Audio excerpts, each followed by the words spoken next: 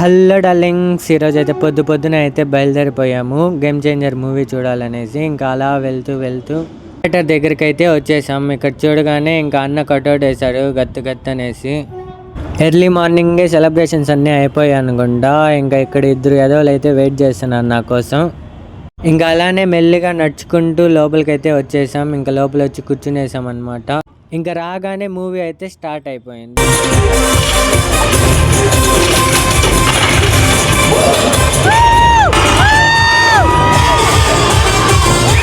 Hello darlings, ఇప్పుడే మూవీకి వెళ్ళేసి వచ్చానమాట. మూవీ అయితే జస్ట్ యావరేజ్ అనమాట. చాలా డిసప్పాయింట్ చేసింది నన్ను. బట్ ఓకే, జస్ట్ చూసిన ఫీల్ అయితే వచ్చింది.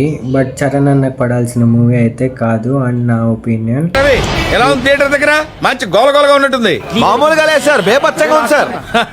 ఏంటి 100 రోజులు చెప్తున్నారా? అంటే మన ముందు 200 డేస్ కూడా చెప్తున్నారు సార్. మన ముందు చెప్పడం అంటే వెనకాలకు తగ్గిందా? అంటే తగ్గడం కాదు సార్, మ్యాట్ని కూడా చూసేసి ఎంత డిజాస్టర్ చెప్తాను సార్ మీకు. అన్నా ఎవడన్నా ఇడ్లీయా?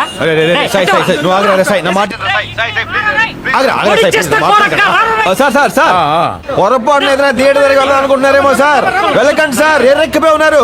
కొట్టేస్తారు సార్, నా మాట వినండి సార్. ఓకే, ఇంకా ఇది డార్లింగ్స్ ఈ గేమ్ చేంజర్ పరిస్థితి.